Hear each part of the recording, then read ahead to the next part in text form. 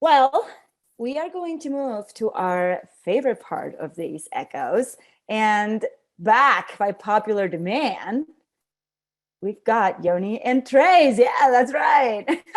So Yoni and Trace were here last week and we had an amazing time, amazing conversations, and they are back to keep just blessing us with their knowledge.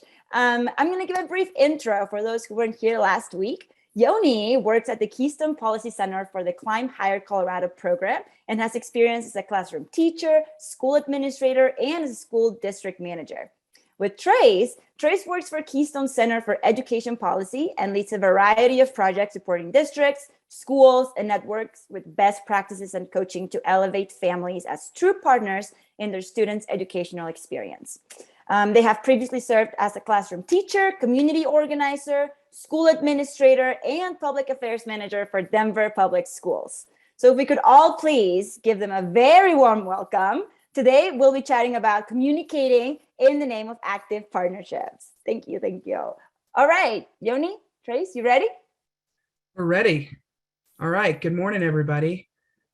We're super excited to be back with you today. We really enjoyed the conversations last week, and honestly are hoping to just carry that theme through today. We want to learn from one another, with one another, and we have some things that we want to kind of talk to you about, but really a lot of the learning is like what is working and what isn't. And so last week we talked around building those trusting relationships, and now we're going to be talking around the connection of communication. And Yoni and I were talking yesterday, and he pointed out that I always say I've never worked in a school or a district that doesn't say that communication is their like number one challenge, particularly when you're talking to families. You're like, what could the school improve on? They're like, communication. And even if you feel like you've got everything in like lockstep, families still feel like, I don't know what's going on.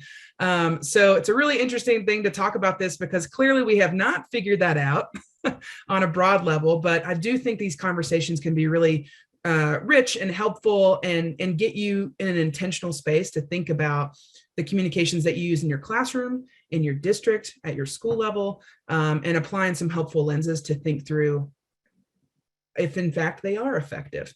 So Yoni, if you want to bring up the session objectives, like I mentioned, we're going to spend a lot of time talking to each other today. We've got around 25 to 30 minutes in breakouts, but first is want to talk overall. So first thing is we want to learn from one another about your experiences with ongoing communication. So I want to hear from you. What does that look like? What works?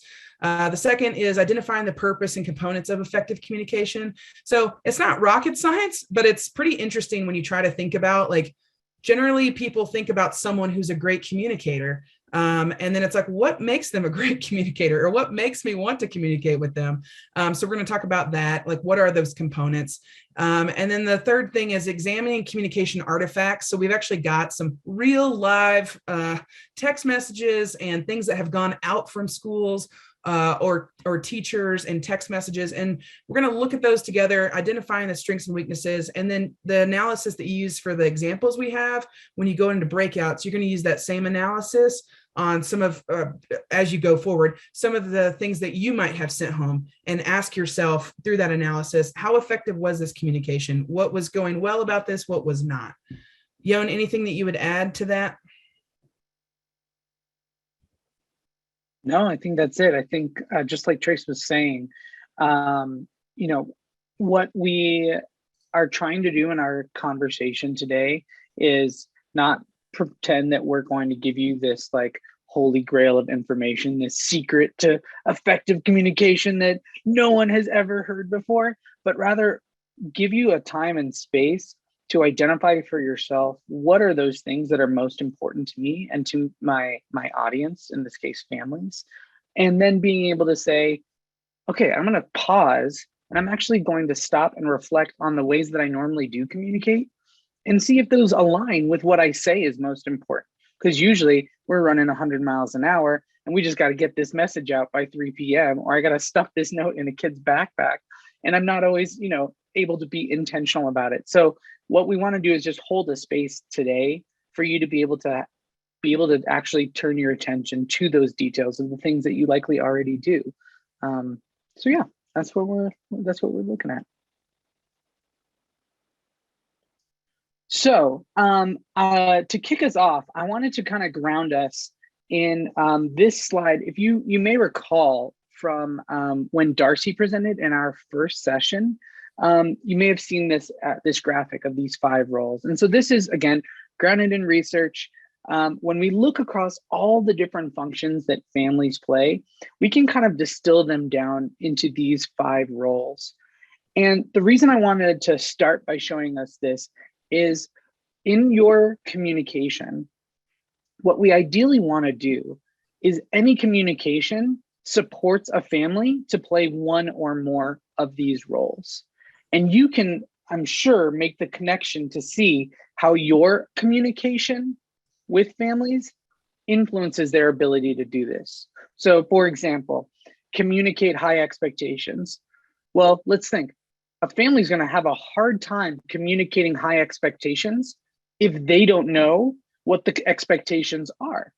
And they're going to know those expectations from you all, whether that's around behavior or that's around what like grade level standards are.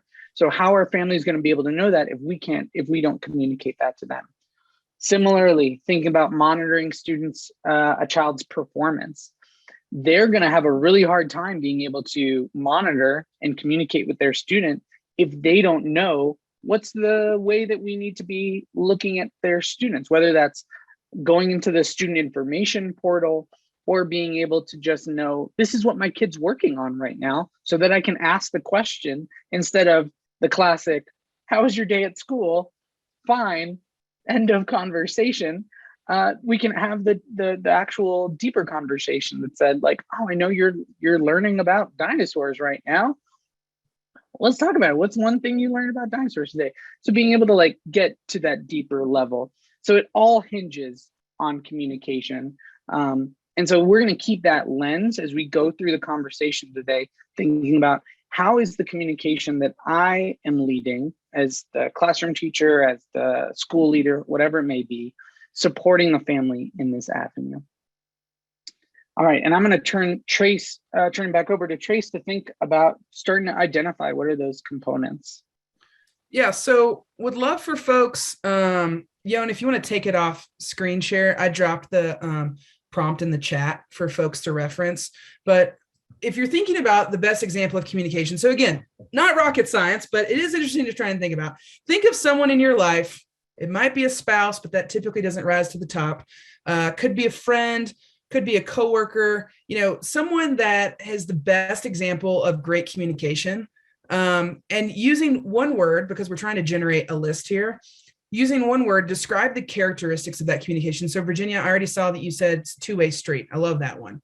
I'm seeing, and I would love if anybody wants to come off mute as well, I can throw it in, but I see openness, kindness, honesty, straightforward, consistent,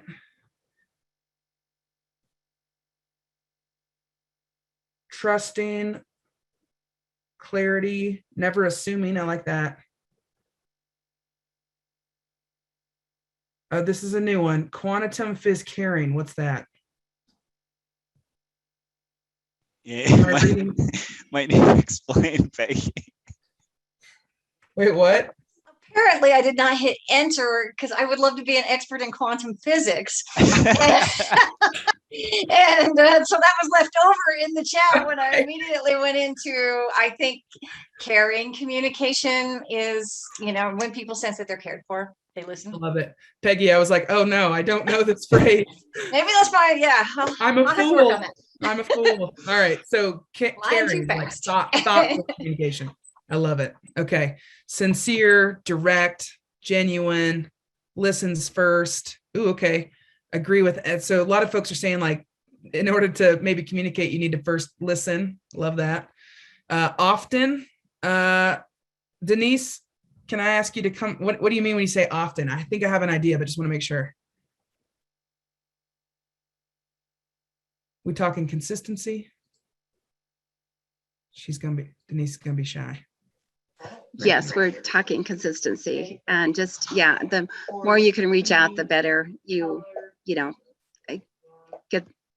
them on board with stuff. Yeah, I love that. It's like, I remember when my first year teaching, I was teaching 5th grade, and I called this mom because her daughter was having an interesting day. And the mom just called me out. She's like, who are you?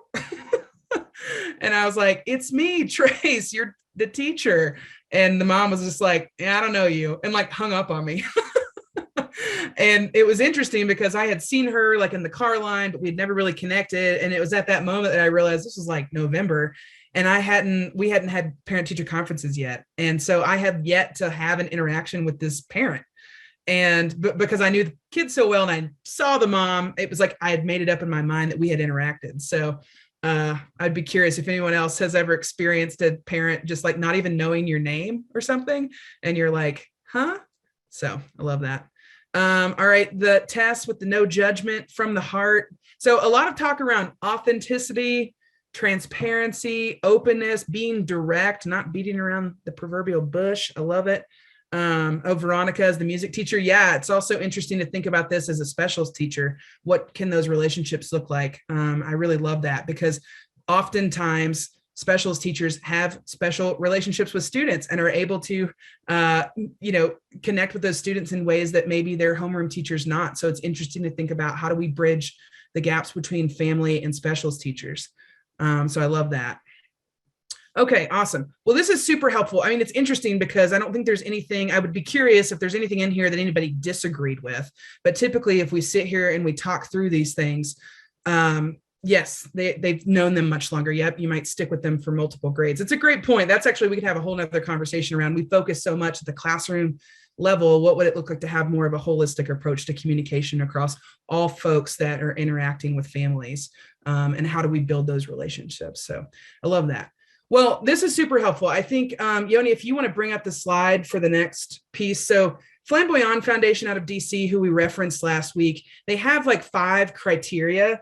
By no means are we limited to that 5 criteria, but when you talk about academic partnership and you talk around, what we're trying to do with this communication beyond the relationship, they have 5 pieces that they like to focus on. So bring those up for me, would you? Cool. Okay. So, and I think most of y'all got this. So we wrote your list on the left for additional criteria, and on the right, we're talking two-way communication, right? So are you just sending something home, or are there opportunities to have dialogue? Student-centered and academically focused. So, and we get down to it, but this is specific, right? So talking specific, and this is around the academic partnership piece. This doesn't mean that every communication needs to be academically focused, but it does mean that, like, if you aren't specific, Yoni said, how could a parent communicate with their kid around high expectations if they don't know what those high expectations are? So that would be an example of, a result of academically focused communication. The third piece is positive, right? So if Najave, whose mom I reached out to, and I'm like, Najave's having a hard day. And Najave's mom's like, and this is the first I'm hearing from you. Well, that was a rookie mistake. That trust was not built. Mom literally kind of told me to get off with me. Just like, you can dismiss yourself. I'll say that for the professional space we're in. The fourth piece is differentiated. Is it specific? Are we talking around what the specific student needs? Yoni, I don't know if I'm probably missing a component of the differentiation. If you want to jump in on that piece, is that? Yeah, I would just say differentiated in this case means we've all gotten the generic letter. Yeah. Where it's like, fill in the blank. I've inserted Yoni's name. And so now I feel like you're trying to create a connection. There's nothing more, disconnecting than feeling like someone is following a script or a template and they've just dropped your name in there. So by differentiated, it means like, the person, right? And you're responding in that way. Okay, just want to make sure I'm not missing anything. But yeah, I've got, as a parent myself, I've got a number of letters where I glance, and if there's nothing remotely personable, I trash it. So that's, I think we can all understand that. And then the last piece is that frequent consistency piece that we just talked about, right? If families are only hearing from you, and again, we know this, right? We all know this, but if you're looking, as we continue this conversation, to really ask yourself, as you're looking at your pieces of communication, you're looking at how you outreach to families, what is my frequency and consistency? Is this differentiated? Is this positive? Is this two-way? Is this student-centered? right? And then looking over the left, do I feel enthusiastic? Am I judgmental? Am I being straightforward? Am I being sincere, right? Like it's a good checklist, a good point to just ask yourself and look at your actual artifacts of communication and run it through these filters and ask yourself, because oftentimes, like Yoni said, you might surprise yourself that you were just stuffing something in the backpack of a student without really realizing that like you were checking a box, you weren't actually intentionally communicating. And we've all done it. So, all right, Yon, do you want to go into the artifacts piece so we can kind of apply this? Yeah, I just wanted to draw maybe a through line from a couple of things that we talked about last week, just to make the connection. I just hear so many echoes of what we discussed last week in terms of trust building as showing up here, right? There was the conversation about the clarity, conversations about honesty and authenticity and how we generate trust in that way. Being also like grounding in relationship. I want to go back to something that I think it was Virginia in the chat mentioned about, like, you can share all the data or information you want, but if there's not a relationship there beforehand, it's not going to necessarily be received. So, there's an asterisk to that student-centered and academically focused. If you only ever talk to me about the academic piece, we're not really going to build much of a partnership there, because I personally need to start with some kind of a relationship. So keeping those elements in mind. And then again, I want us to bring back to that last point, the frequent inconsistency, and remind us of that quote from James Clear about intensity makes for a great story and consistency makes progress. So you may be thinking for yourself, oh my gosh, there's so many things right now that I need to be doing. There's not enough time in the day. But if there is just one thing that you can do, and you can do it consistently and build the habit around that, that's actually going to pay far greater dividends than doing some massive sprint where you outreach to everyone in a single week and you make sure that you get all your families, but then you don't get to hear from them again. So a couple points to leave you with there. So the next thing that we're going to talk about again is some of those examples. What we're showing with examples are written forms of communication, but this also applies to in-person. Like when you think about your communication strategy, especially those of you who may work with young children and young families, like that communication could be the pickup and drop off. It could be the car line like Trace is talking about. It doesn't need to necessarily, we don't need to only be thinking about, newsletters or app communication or whatever it may be. But we can also take this lens to just those more informal touch points. Okay, so we want to give you something to just respond to, and we would love to have some conversations with folks. So be ready to come off of mute and talk with us here. So these are two samples that I'm going to show you of real text messages. As we were looking at this, Trace was saying, not only are there differences here in terms of the language that's being used, but also clearly someone upgraded their iPhone from the left to the right. And they also, in the right-hand side, they're probably a little bit more stressed. Their battery's at 38%, metaphorically and literally. And the one on the left, they've maybe got a little bit more energy in their life. So let's take a moment. I think the thing is, it's the same person. The one on the left is a first-year teacher. The one on the right is a 10th-year teacher. So let's take a moment, look at these, and I'd love to just hear, I'm not going to say anything. I'd love to hear, like, what do you notice, or what is your analysis or reflections from this yield? So please take yourself off mute, or you can raise your hand so we can have more of a conversation here.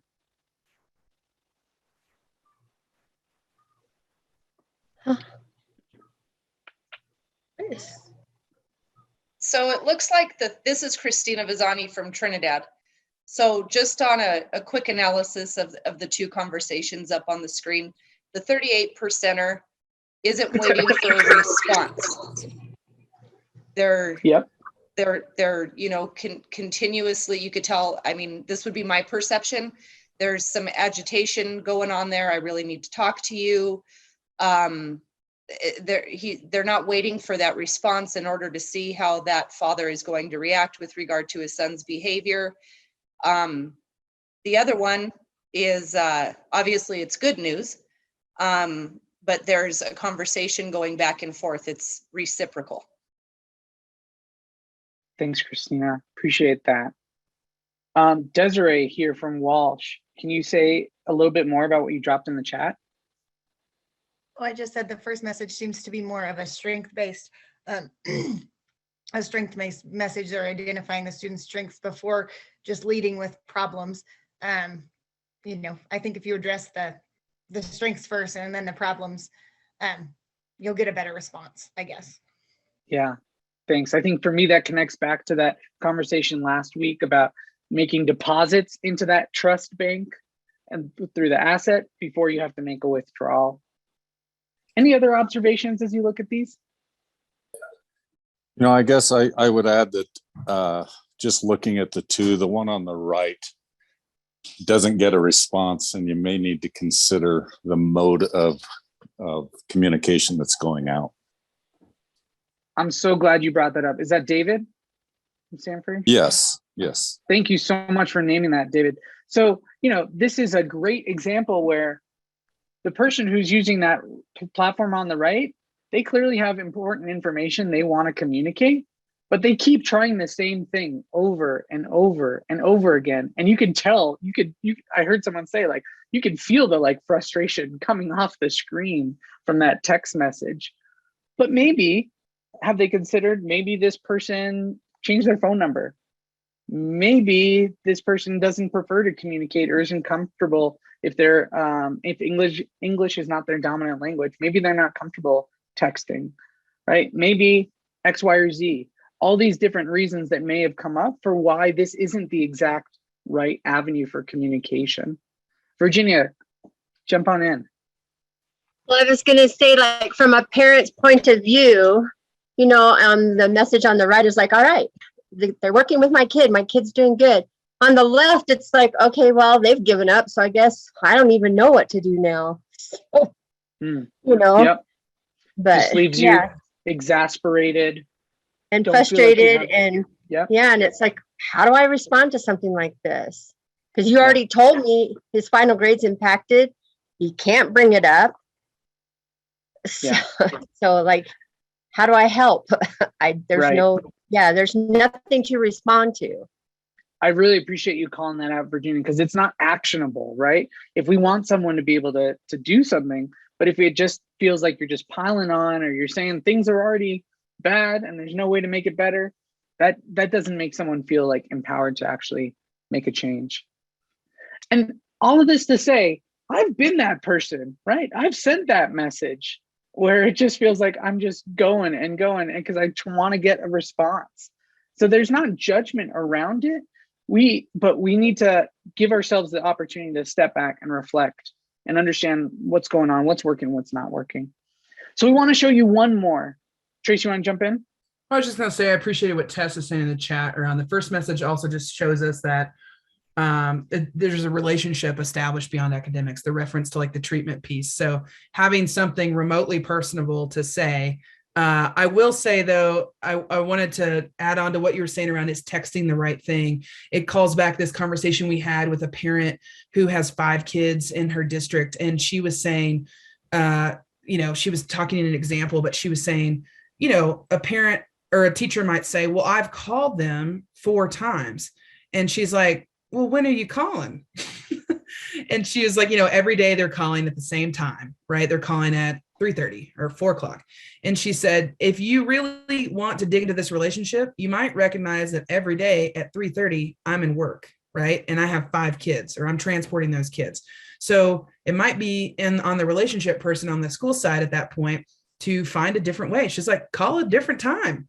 Like, you know, what are your different avenues? And do you know people's preferences? Is a big one, I think, because, you know, I changed my practice probably my 3rd year of teaching, where I, the first day of school, said, how do you prefer to be communicated with? You know, like we had all these like avenues.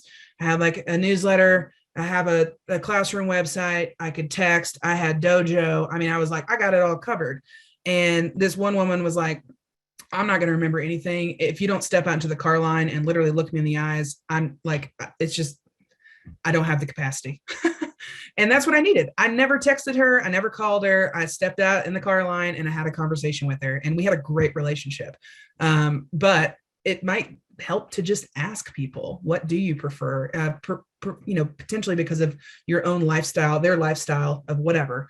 What do you prefer? Also, Yoni, side note, can I just ask a question of the group real quick? I'm taking us off topic, but not off topic, but one thing I want to recognize is that you all in more rural communities, and assuming more smaller communities, I'm guessing there are lots of different opportunities that you interact with families other than traditional. Like, I'm thinking about when I worked in Aurora, I didn't live in the neighborhood that my families were in. But I'm kind of curious if someone, just from their experience, what does family engagement look like in a small, I grew up in Benton, Arkansas, and my backyard was my elementary school, and I lived next door to my fourth grade teacher. I'm guessing it's similar, but I would love to, we're kind of making assumptions also around how often you see families. Could someone share a little bit from their experience? Like, what does community engagement look like when you live in a small town? Well, I'm Virginia. I'm from Moffett, and we're very remote and very rural. And we have a small town that we live in. And so a lot of our parents travel to other towns to work. So there's it's hard for family engagement because our parents are not always around. So, we have to adjust our times to later in the day. That's what we did with our parent-teacher conferences this time. We went from 4 to 8 so that we could hopefully catch some of those parents getting home from work and stuff. Yeah. So that's actually, I really appreciate that point. If you've got folks that are driving, for work every day, and they're all over, what does it look like to engage? So I just think these are important things to call out as we consider these different lenses, that you all might have really unique lenses you have to look through based on your community needs and the reality. So It sounds like in Moffett, a lot of families travel for work. So, what does it look like to be a good communicator in Moffett? Could look really different than in Alamosa, It does look way different. And, we have basketball games, football games, and things like that. That's where we can see families and stuff. And a lot of times it's on the weekends, Fridays, Saturdays, and Sundays, when gives us more of an opportunity to get out in the community and to see people. But it's kind of different. Yeah. Thanks, Virginia. Jody, tell me about the bread aisle at Walmart. Is that love the bread aisle, for the record. Well, it happened to me last week, so it was on my mind. I saw a parent that I never get to see, and I was in Walmart in Trinidad, which is 50 miles away. So a lot of our families live 50 miles from our school. We bus in kids, and I saw her, and I'm like, I started a conversation. All of this being fresh in my mind. I'm like, here's my chance. So the bread aisle it was. Yeah. Jody, can you say more? So I know it sounds like you were kind of like pulling on your instincts there, but what did you do in that conversation to make the most of the opportunity, whether you realized it in the moment or now looking back on it? Like, what were you doing just to narrate some of that in the communication? Well, I was reestablishing rapport with the parent. I've talked to that parent before, so she knew who I was. I know who she was. But her child had been sick recently. And so I asked first about the well-being of the student. How is she feeling? Is she doing better? And then, I said, she's doing great. I just wanted to touch base with her to know, I recognize you and I recognize that your daughter's doing great in my class. And it was establishing rapport. We didn't go into grades or anything, but it was just, I'm touching base with you and I love your kid. Well, Jody, I remember your name, Jody, from last week. You were the rock star. That was me. Yeah, that's what I give a shout out to. So Jody's hot tip is head straight to the bread aisle and keep it casual. I love that. Well, the reason I brought that up, and sorry, we can go back to the thing, is as I was sitting here thinking, and it's really easy to think specifically around communication in the form of best communication skills as we know traditionally, right? But I think it might even be important to name that to your families in the beginning of the school years. How will I see you? You're traveling, you've got 5 kids, you're driving 50 miles, or your kid gets bussed in. like I would like to stay in touch with you so we can like really ensure this is a great year. What does that look like for you? Right? It's a really simple question, and it might look even more different than what we were imagining, Yoni. Right? I'm like, the car line. Well, is there a car line when you're busing 50 miles? Like that might not be the option. So I love that we're kind of like starting to think through like those different layers there. I appreciate it. Let's pull in Chris from Rocky Ford. What were you going to share, Chris? I just want to say, like for us, we have a lot of grandparents, aunts, uncles raising their children. And so they also already have their own children, or they're already finished raising their children. And so to come back into the school setting is a lot different than when they were in it previously. And so I also think that, for me, I'm a social worker, so I'm not going to reach out to my clients in a grocery store or in public because of the fact that of confidentiality. And I think that a lot of our teachers may be similar in some sort. They may say hello, but we wait for them to come up to us because it's definitely more about respecting their privacy as well, or the students' privacy. It's very difficult, though, sometimes with the barriers that we have, transportation, language barriers, socioeconomic barriers, as well as age barriers, to ensure that we're meeting the right communication to each student's needs. So somebody may register them and who they live with isn't even on their forms, right? So it's important to recognize that, or their parents are in and out of incarceration, or MIA this week, but home next week. So for various reasons. Yeah.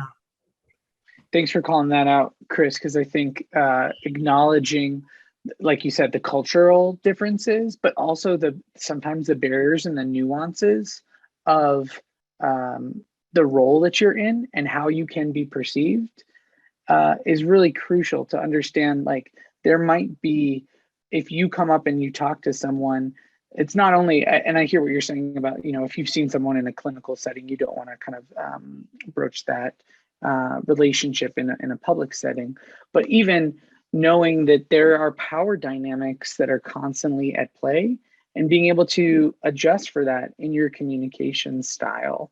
And you'll have to always come back to what feels comfortable and authentic to you. But one of the things that you all identified that I think is, and that I hear Trace really underscoring as well, is just the asking of the questions and the listening first.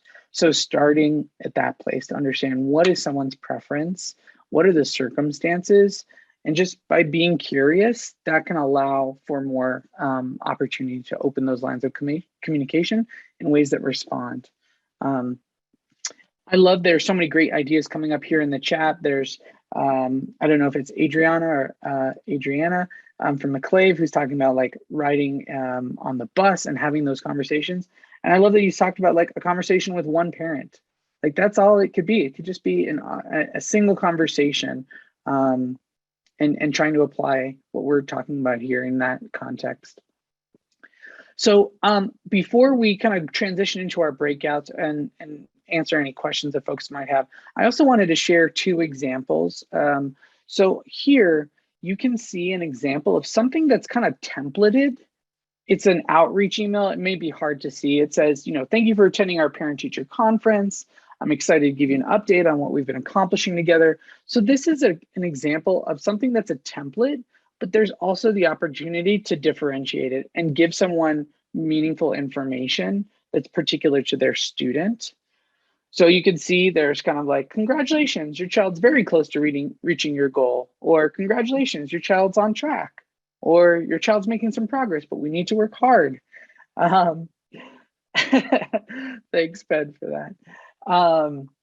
So you can see this is an example of maybe something that for time and efficiency, you want to go with the template, but you also want to give the family something that feels like it's actual information about themselves. And then here would be the contrasting example. That is the template of, I'm writing to inform you that blank is having behavior problems. Check all these boxes of the things that are not going well. You can imagine how this might be perceived or received. I see some people laughing. And at the same time, like, I can also see why someone might put this together, because if they're sending out 20 or 40 or 60 of these, if you know you're an administrator and you're working across multiple classrooms, there's a reason why. And we know that this isn't necessarily going to land as well with a group. So think about what are the ways we can do that differentiation, incorporate in, and still consider all the things that you need to be doing. So Sandra, I'm not sure where we're at on time. We have some thoughts to send you to the breakouts with, but I don't know if there were questions that we wanted to explore first. Yeah, thank you, Yoni. Well, first of all, y'all, we gotta give him a huge round of applause. Yes. I find that miscommunication can just be the root of so many issues. And I see some people agreeing. So thank you so much, y'all, for this amazing content. We have time for one question. If anybody is wanting to give it a shot, feel free to unmute. Just one quick question. That's what's very rushed. It doesn't have to be quick, just one question. I was gonna say it could be a question, or it could also just be adding on to what we were just talking about. I love hearing these stories around. So either works. I do see Virginia wrote something in the chat. As a child that received Virginia's opening it up. She's acknowledging. Well, actually, I want to make this connection because Virginia, I'm super glad you brought this up. That like we also have personal experiences with this being on the receiving end. Mm-hmm. And one of the things that I think is so interesting about being an educator yourself. So teacher, my wife's a teacher, my grandparents were teachers, my mom was a teacher, grew up around schools, fair to say. It is so common that when we as educators are, we have our own children, that we have a really hard time getting to their schools and getting to their classrooms. I don't know if anybody else has ever had that experience, but like I've definitely had to miss things because I was doing stuff for my own kiddos or dealing with them, or my parents had to deal with, you know, stuff that was going on at the school. So they weren't able to come to my functions. And I want to just call attention to that because so often we're like, we get frustrated. Oh, this parent didn't come to the event. But we know that we ourselves had a hard time getting to our kids thing because we had other responsibilities. So I want to just encourage everyone to adopt that sense of like grace and think about like, this is, you know, you're in your own challenging situation. And maybe there are some situations where a family is in that same circumstance. So how can we hold that space for them? Not drop our expectations, but also hold the space to know that they're likely extenuating circumstances. That's the music. I really appreciate the fact that you said that. This is Christina from Trinidad. So my son actually goes to school in Honey, and I'm a school counselor in Trinidad. And since he transferred in 8th grade and he's a junior now, I have yet to attend one parent-teacher conference. And when we were talking, I was like, I'm one of those parents. So yes, sometimes we get so busy with our own jobs. Parent-teacher conferences are the same nights. I always make it to his athletic events. So I wonder how I may be looked at that school as a parent. I don't attend a lot of the academic things, but athletically, I have more freedom to attend those sort of events. Thanks for sharing that, Christina. I wanted to add something to that, Christina. You know, as a parent and working at the school, you're right. We don't always make it to our kids' parent-teacher conference. How do the teachers let you know how your kid is doing? You know, I mean, I know I've had conversations with teachers, you know, not at parent-teacher conferences to kind of catch up, and because my son was very difficult. And so I had a lot of conversations, but never at parent-teacher conferences. And so it's like, you know, maybe we could offer that same kind of grace to some of our other families. Absolutely. Email is the best way that his teachers down in Honey contact me.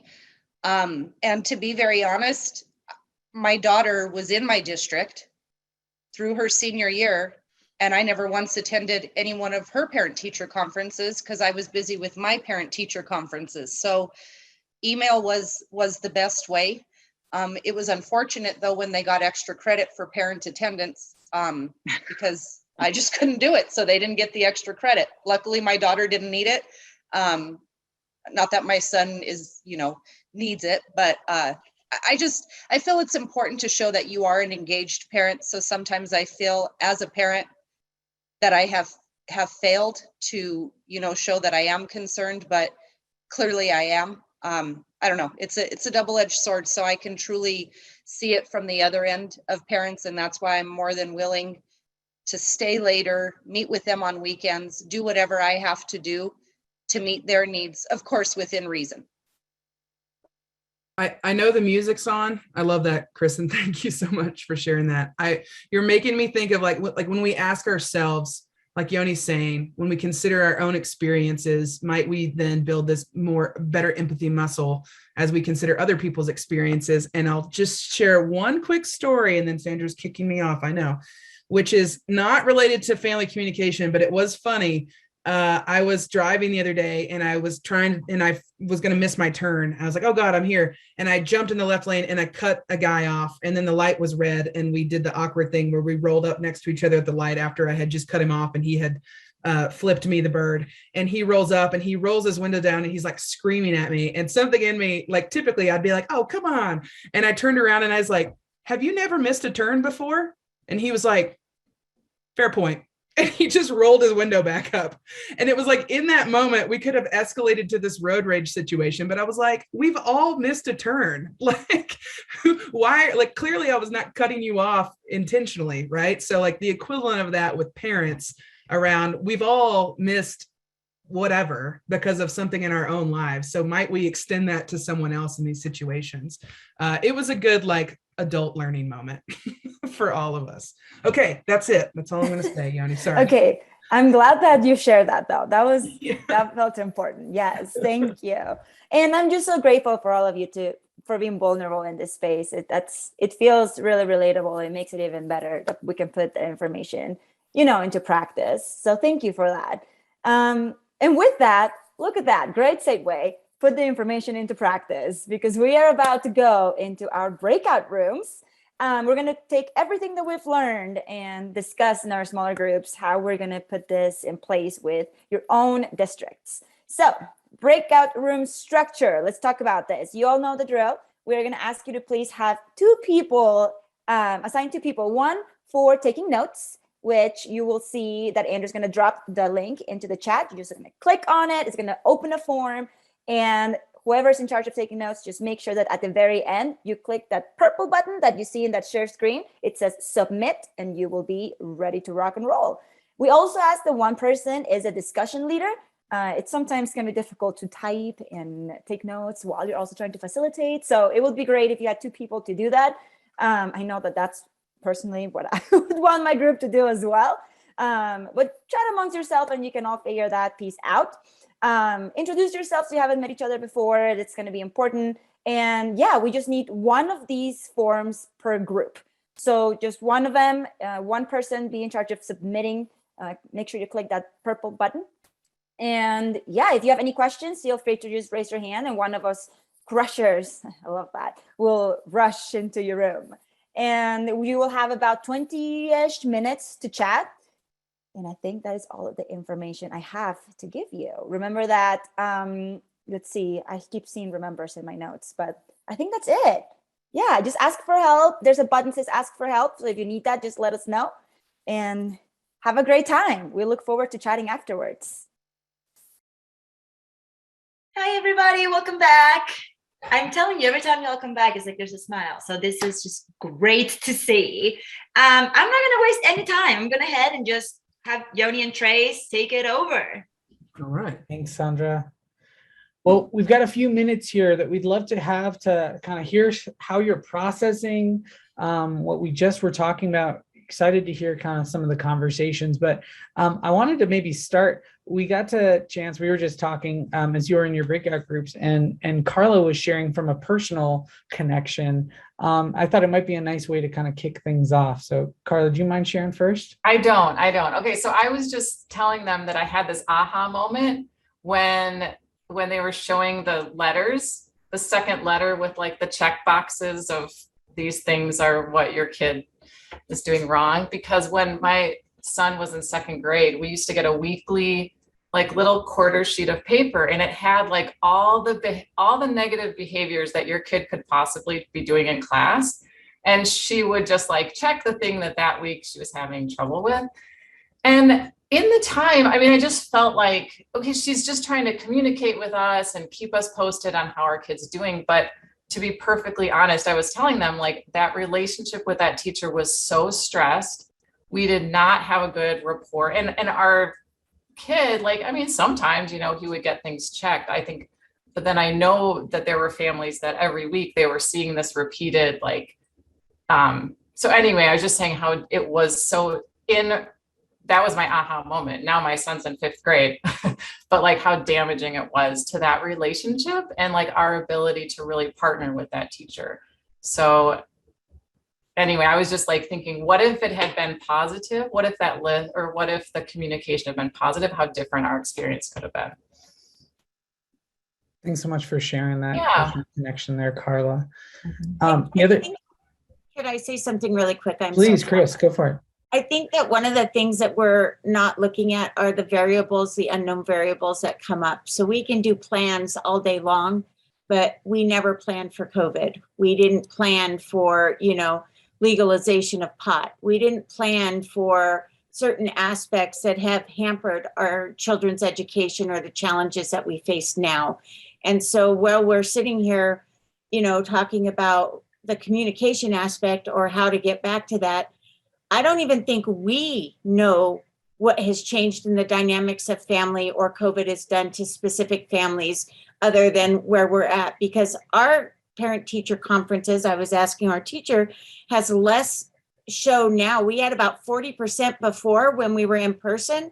Now we're on Zoom and it's not even 40%. I mean, it's way low. And so I don't even think where we're thinking of ideas that may have worked in communities or this or that, COVID is a whole new different beast that has totally like thrown us out of the water. And where all of this sounds great, and I certainly don't want to be negative, Nellie, on this, I just feel we need to be realistic. And so maybe smaller goals than like bigger goals. Like, do we start with the classes that are starting at kindergarten, or do we try and focus on every class right now that's in there? You know, what aspect are we building for a next generation and giving up on this generation? And I don't, like I said, I don't mean to be negative. I just think that we need to be a little more realistic, because the idealism of us thinking that we can create a flyer or get our parents together and sing Kumbaya by having a picnic or whatnot, I don't think is realistic any longer. So I apologize if that was negative. No, I actually don't hear that as negativity, Chris. I really appreciate you bringing it up, because to me, what I just hear is like, you got to honor the context of the families, and we got to honor the context of like our staff and our team, and recognize that we're in an entirely different paradigm than we were before. So I apologize. I think that maybe we may have miscommunicated.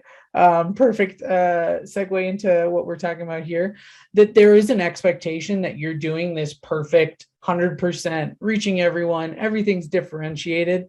And I really want to go back to that. Like, it's not about getting perfect. It's about like making small adjustments for your own interactions in ways that are authentic and responsive to what your individual context may be. And starting with that realization, and just maybe even naming, I mean, this is something that Trace is an expert at. They name the elephants that most people don't name, and then they're just operating behind the scenes. And if we can just take a moment to say, like, this is an entirely different world, an entirely different experience than we had ever anticipated. How are you doing?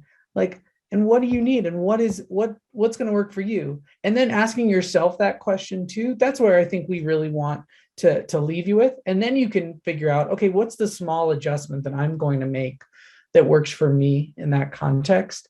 So I hope that we can try and bring it to a place where we're feeling like we have agency over a small thing to shift, as opposed to I have to still deliver on this promise or this expectation that doesn't account for our new realities that we're all in, because you all are in new realities and your families and your students are in those realities too. And we could never have predicted that.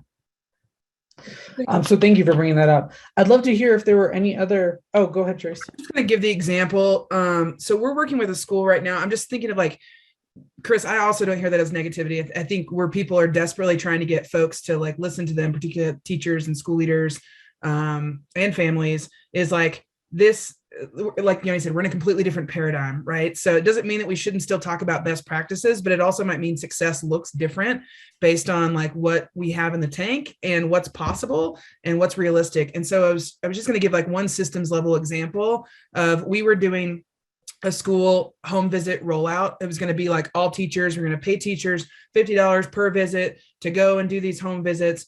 And what we heard from teachers was, we don't have the time or the capacity right now. So we took a relook at the model originally, which was like all students, all families, and was like, what do we want to focus on right now? What's the biggest need? And the need was, we have about 30 students who have never really come back from COVID, like attendance wise, right? And we need to figure out what's going on. So we've scrapped the like 300 kid approach, and we've got a core team of like the school counselor, the social worker, a teacher, and we're paying them to focus on those 30 kids for the remainder of the school year. So while they could have poured in their ESSER funds to go all out on their home visits, they were like, you know what, if we could figure out a quarter of these 30 students, we're going to be on our way to meeting the needs of some of our most vulnerable families, right? So that, I just wanted to give that as an example of like, they had to scrap the plan because it just wasn't in the cards this year because of how teachers and school leaders were feeling.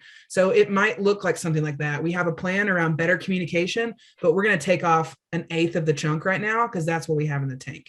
So yeah, I just wanted to offer that up for what it's worth. I think it's like helpful to hear examples of like how people are shifting based on capacity and based on interest, because again, we also recognize teachers are leaving and school leaders are leaving in droves, and we don't want to add to that. So, all right, Yoni, sorry. That was just, I wanted to give that one No, example. you're good. You're good. So before we kind of like wrap up this section, I'd just be curious if there's any other reflections, connections, things that have resonated or adjustments that folks wanted to share. Just heard from one more person. I'll go. This is Lana from Los Animas. So we went a little bit of a different direction in our conversation than some of the things that others have talked about, but I'm pretty excited. Pre-COVID, we had worked on ways to communicate with our parents, like the upcoming content that their students were going to be coming. And years ago, we tried these like obnoxious pamphlets with the standards. It was like too much. And so what today's conversation brought back out was the idea of quarterly sending home a flyer that has, these are the standards and maybe some sample questions that you could ask your kid about what they're going to be learning over the next couple of months. I don't want to pin anything else on teachers though. I want to be really aware of that. So teachers are already creating virtual or Google form, Google Sheets, scope and sequence documents with the standards by quarter. And so I'm thinking this wouldn't have to be something a teacher has to create. As long as the scope and sequences are updated, we could designate somebody to plug those standards in, that content into a flyer, and then send it home as conversation starters between kids and parents or kids and families. So that's the direction our conversation went today. So it's definitely a tier 1 approach for everyone, but does not burden, hopefully does not place an additional burden on teachers at this point. Love that, Lana. And it's actionable, right? It's something I think about that as like something you could put on the fridge that they could just, like a family could just be looking at, oh, I'm going to ask that question. Thanks so much for that example there. Okay, well, what we wanted to leave you with here as you think about kind of how to apply this knowledge going forward, it's kind of an extension of what we asked you to do in the breakout session. So think about for yourself, what are your priority communication strategies, whether those are, again, written or it could just be informal conversations. And think about how does that relate to or apply to one of the families being able to play those 5 roles. And then just write out for yourself, what do I want those guidelines to be? And to Chris's earlier point, like, be realistic. Don't try and swing for the fences on everyone. Give yourself some grace to say, I'm going to get better in this small way. Because then that's also going to be reflected to your families. And then think about, okay, how do those fit into the effective criteria? How can I actually practice the things that I know are important, that I want to do? And I'm just going to focus on a few of them really, really well. So this is our encouragement to you. It obviously will connect to that planning document that the Crush team has put together. So we're excited to continue to support in that way. And with that, Trace, final words, final thoughts? Yeah, the last thing I was just we had it in the previous slide for breakouts, but we didn't pull it over to the homework, which is who is this reaching and who is this not reaching? I love that question when you consider whatever you're considering. As we talk about, I think we're talking about things we couldn't have planned for and the impacts to folks in ways we could never have imagined. And so it's created new vulnerabilities, it's exacerbated current inequities and, vulnerabilities. And so I do think as we think about communication, it's always important to ask yourself the question, who is this reaching? Who is this not reaching? And what are ways that we can improve on the who it's not reaching, right? Because those might be those 30 families that aren't coming for the attendance piece. So I just think with the communication piece, we didn't put it in that final slide, Yon, and I just wanted to highlight that piece because I think that's critical right now in communication, to ask yourselves that. So other than that, no, super, just really appreciative. It's so nice to hear the context of all the things that are going well, all the challenges. Really appreciate the realistic conversations we're having. It pushes our thinking as well. And we the last thing I'll say before we head it off is we love working with Crush on these things. And if there's ever a way, that we can continue to support on anything we've talked about, reach out to Carla or to Ben or to Elaine or anybody on the Crush team. And they can, we're happy to jump on and support in any way, but this is what we do. And we love working with you all. So just really appreciate y'all showing up and engaging the way that you have. Thank you. Yes, hearts. Please, y'all, let's give him a huge round of applause again. Yoni, Trace, thank you so much. And thank you all, ECHO family. At this point, we've been together for 4 weeks. So thank you all so much for being here on a Friday at 9 a.m. We are in this together, like the title says, and it's just really awesome to hear all your reflections and honesty and vulnerability with it all. This is hard work, and you are showing up, and that says a whole lot about who you are and how committed you are to your district. So thank you for being here. For more information about Project ECHO and upcoming ECHOs with the University of Denver, please visit mortgage.du.edu/ECHO or follow us on Twitter at ECHO_DU_MCE. Thanks for watching.